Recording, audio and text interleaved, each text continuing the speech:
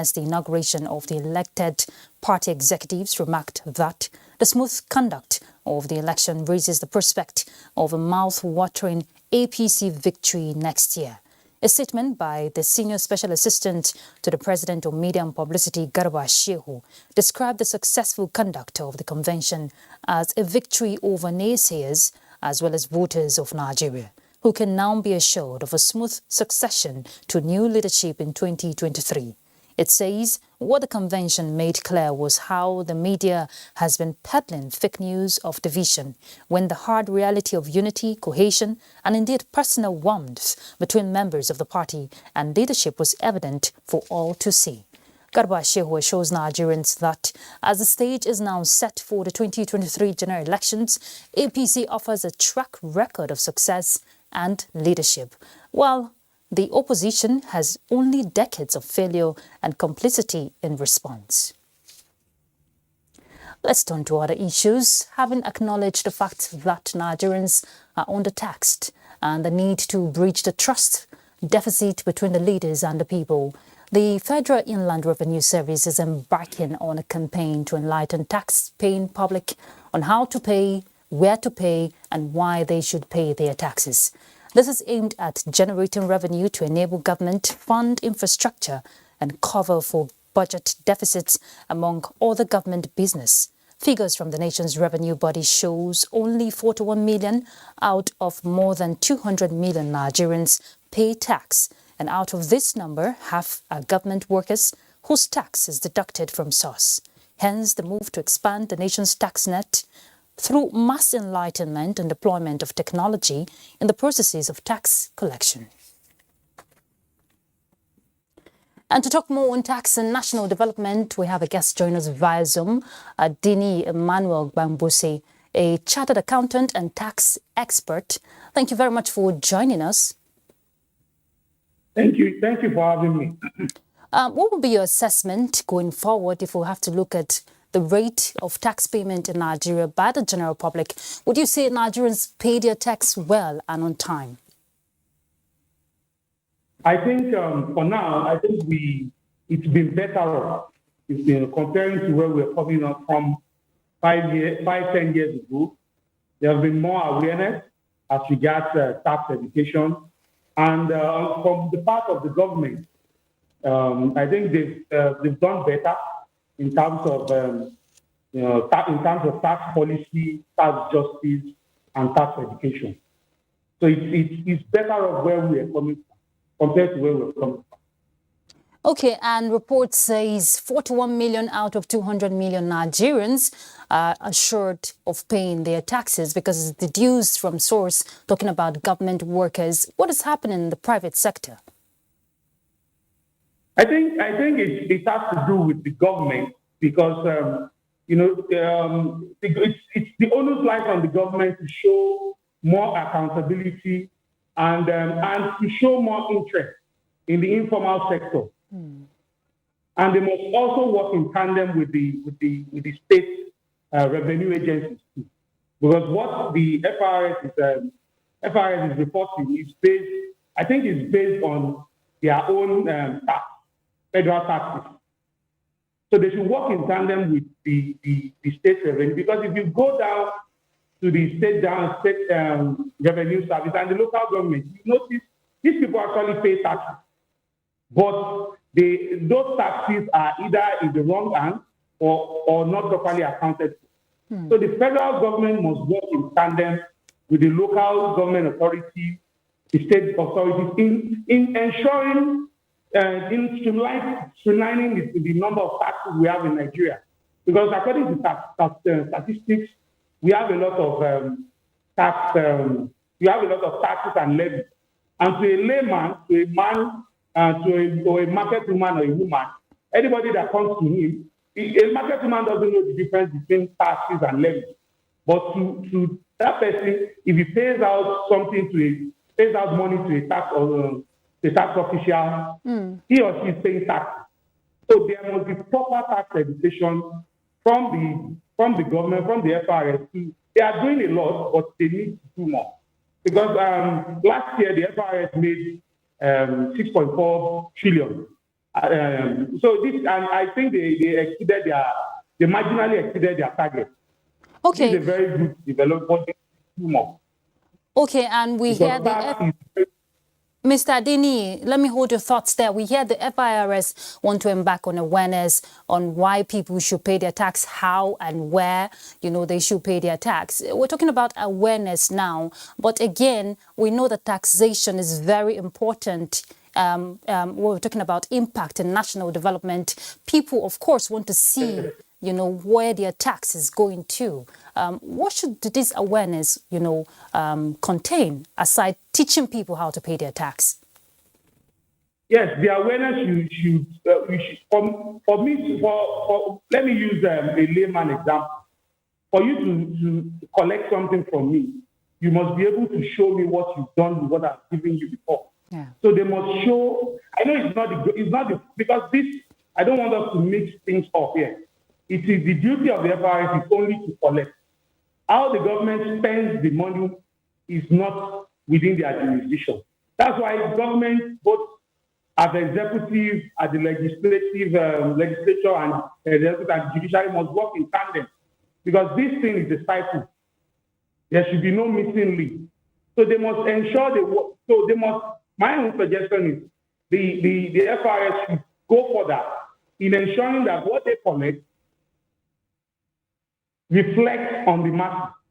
It could be through consultations with maybe going through the budget. If you look at the current Finance Act, I think it now comes along. It goes along. It's now an annual thing, and it goes along with the preparation of the government budget. So I think the FIRS on their own part should monitor these things and to ensure the judicious use of our public funds. That by on its own will increase the confidence, will increase accountability and transparency on the part of the government, because it's not actually the duty of the FIRS to ensure these taxes are well spent.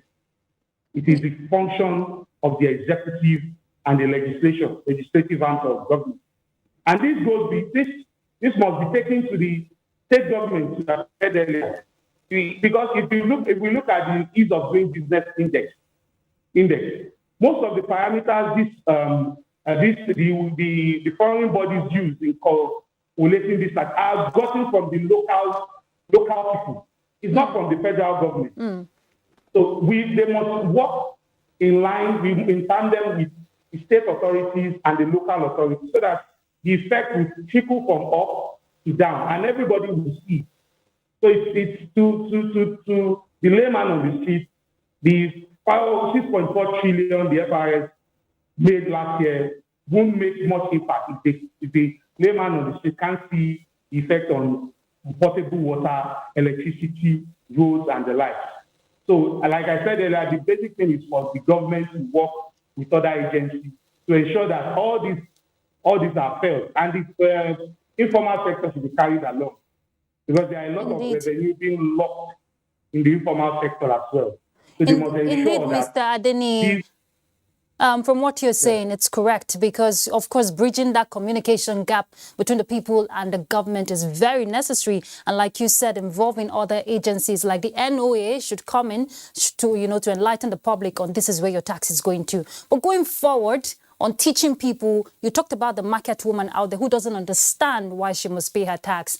Going forward, what strategy do you think the FIRS should adopt to make people understand on why they should pay their tax? If you want to solve the problem, you must start from the foundation. People must accept first. Yes, I think it starts with the training. But from what I can see, I think because I'm also a practitioner myself, it has to do with the reorientation, training of the staff itself, training of the FIRS staff itself, and they should move to the rural area as well. They should deploy more technology. And I think they are also doing that through the advent of the tax promas. The advent of the tax promas has eased the ease of tax collection.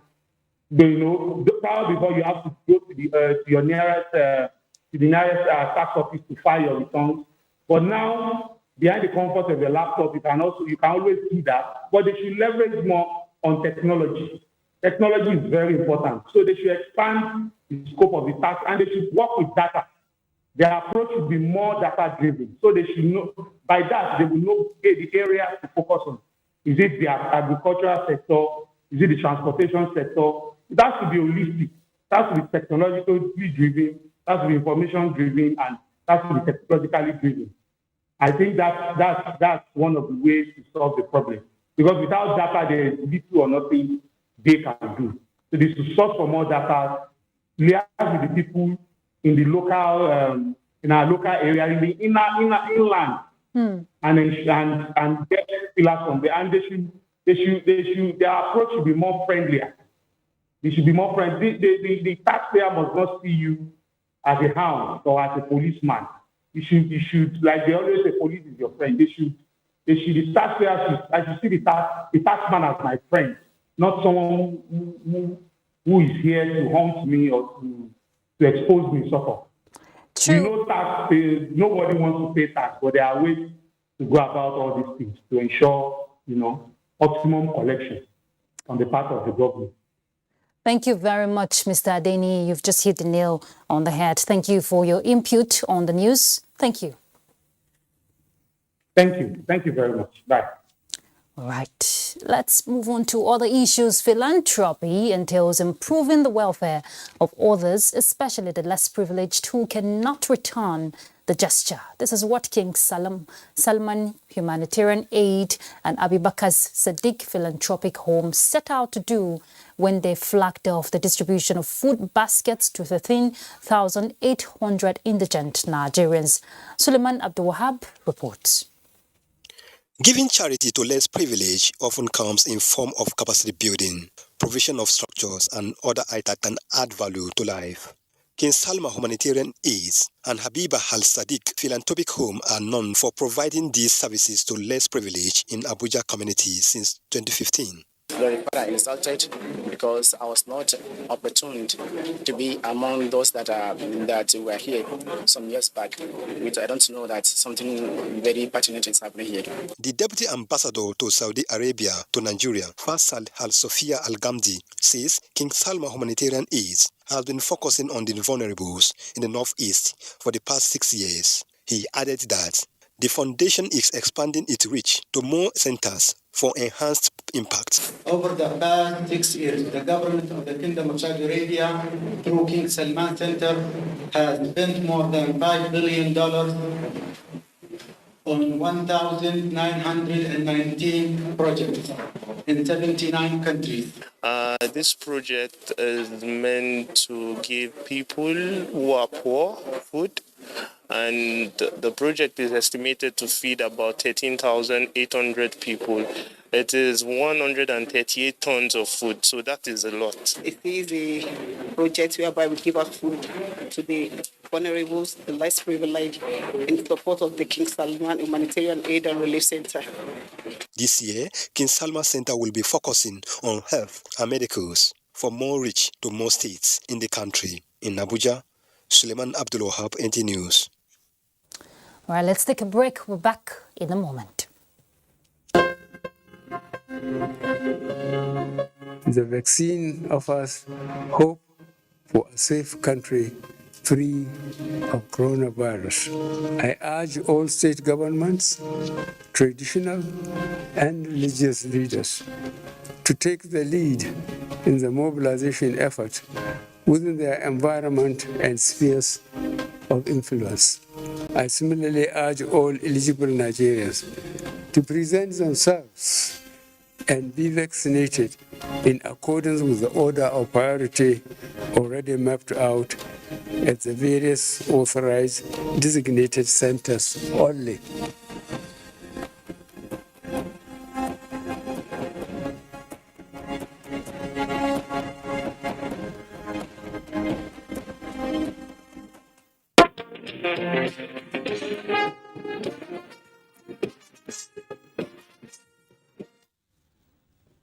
Welcome back. The federal government is calling on the European Union to step up investments in gas and hydrocarbon in Nigeria to meet up with the EU's energy needs.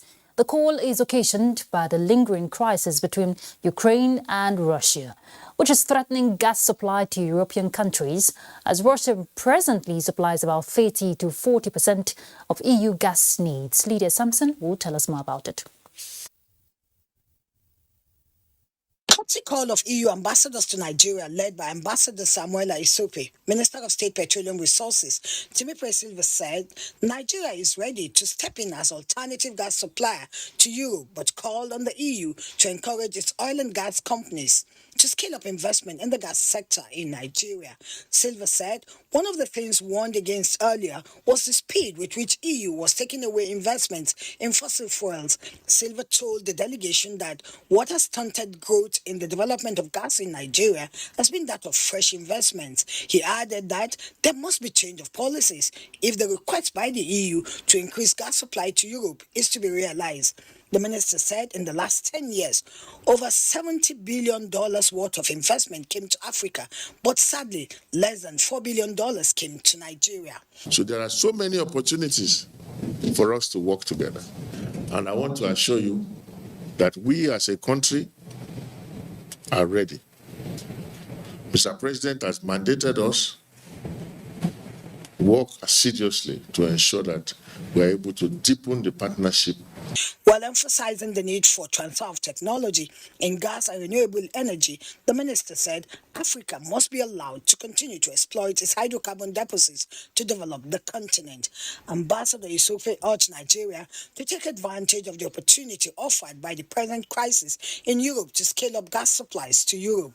The next step would be to have technical talks, most likely during the month of April, to see whether we can make this prospect, concrete. While reflecting on the security situation in the Niger Delta that drastically impacted on gas supply in the last few years, Isope urged the Nigerian government to step up security in the region to guarantee gas supply to EU and member states. The French ambassador to Nigeria, Ambassador Emmanuel Blankman, went down memory lane on diplomatic relations between Nigeria and France, noting that despite the present challenges, French companies are ready to commence new investment in Nigeria. In Abuja, Lydia Sampson, NTA News. Stakeholders in Taraba State have converged on Jalingo, the state capital, to draw up short, medium and long-term plan for the development of the region. This was at a Taraba Stakeholders Consultative meeting on the North-East Stabilization and Development Master Plan. Bem Hanya reports. The North-East Stabilization and Development Master Plan, which spans 10 years, seeks to engage stakeholders from the grassroots to other levels of the society in a bid to understand their needs and proffer solutions to them. Managing Director of the Commission, who was represented by the Commission's Secretary, Benjamin Wesley Tafida, said the master plan shall contain programs and schemes that would facilitate and promote the physical and socio-economic development of the zone. The essence of having these diverse stakeholders under one roof here today, therefore, is to harness their individual and collective inputs to enrich the process and align with NEDC's policy of inclusiveness and bottom-up approach. Lead consultant Dr. Kasim Gidado, who gave an overview of the master plan, said it is the Commission's desire that the master plan is specific, measurable, achievable, relevant and timely by learning from the experiences of other regions and setting timelines for implementation. Taraba State Governor, represented by the head of service, Mrs. Susie Jemima Nathans, commended the federal government for the initiative and stated the resolve of the state government to contribute its quota in ensuring the success of the project. We therefore commend the harmony, collaboration and cooperation among the governments of the region and the Commission since inception. The North-East Development Commission was established in 2017 with the mandate of coordinating development in the 6 North-East in Jalingo. Bem Hanya, NTA News. The Nigerian Army says its troops under Operation Desert Sanity have uncovered the wreckage of what is suspected to be the crashed Nigerian Air Force Alpha jet NAF 475, which went off the radar with 2 crew members on 31st March 2021. Breaking the news via its Twitter handle at exactly 3:15 p.m. on Saturday, 26th March 2022, with pictures showing coordinates where the wreckage was found. The army says the troops made the discovery while on clearance operation in Sambisa Forest, Borno State. This is a developing story as the Nigerian Air Force has not yet responded to the Nigerian Army's findings, although when contacted, a high-ranking NAF source said the coordinates on the pictures looked genuine. 2 suspected drug traffickers have excreted a total of 165 wraps of cocaine following the arrest at the Nnamdi Azikiwe International Airport, Abuja, by operatives of the National Drug Law Enforcement Agency. Both suspects were on board an Ethiopian air flight from Addis Ababa with total weight substance of 3.619 kilograms ingested in their bodies. In a related development, narcotic officers of the Directorate of Operation and General Investigation also intercepted substantial quantities of methamphetamine, cocaine, and cannabis sativa packaged for export to Australia, China, Qatar, Ireland, and Thailand through some courier companies in Lagos. Meanwhile, an estimate of 2.3 tons of illicit drugs and 791,100 naira were recovered in major raids by NDLEA in Ogun, Rivers, and Enugu states in the past 1 week. Mothers as pillars in the home front have been encouraged to set standard by nursing and nurturing children with a kind and disciplined heart. This is the message at the Anglican Church worldwide as she commemorates the 2022 Mother's Day. Let's hear more from Deborah Micah. Modern Sunday is a Sunday dedicated by churches worldwide to honor and celebrate mothers' achievements in the home front, church, and the nation at large. Every fourth Sunday of Lent, Anglican churches mark the Sunday with remarkable activities, allowing mothers to conduct the church services. The 2022 celebration tagged "Take this child and nurse him for me, co-task of mothers," a sermon by Charity Obum Nnadi, charged mothers to be alive to their divine assignment of raising godly children. Message to every godly mother today is to see nurturing and nursing godly children as the core task from the Lord. We build home by building the child. Advice to mothers out there is for them to live lives worthy of emulation. Not only to your children, you are a mother to every child in the society. Reverend Obun Nadi also reminded mothers that they have to brace up to the task ahead of them and rescue the society from its current rising cases of social vices. Mothers fail to do their work as a nurse. They are occupying the home as women. In some homes, maids have taken the role of motherhood. Any child that comes your way, you are just a vehicle to carry the divine mandate of God upon that child. The combined fellowship of women choir from other denominations in Gishiri community rendered songs of praise at the church service. Deborah Jamaica, NTA News. President General Supreme Council for Islamic Affairs, the Sultan of Sokoto, Saad Abubakar, has called for intensive prayers for sustainable peace and unity of the country. He made the call at the closing ceremony of the 36th edition of the National Quranic Recitation Competition held in Bauchi. Awal Abdullahi reports. The National Quranic Recitation Competition was organized by the Center for Islamic Studies, Usman Danfodio University, Sokoto, in collaboration with Bauchi State Government to select those to represent the country at the international level of the competition. At the end of the week-long exercise, Baba Sanyina Mokhtar from Borno State emerged overall winner in male category, while Hawlatu Aminu Ishaq from Zamfara State emerged overall winner in female category.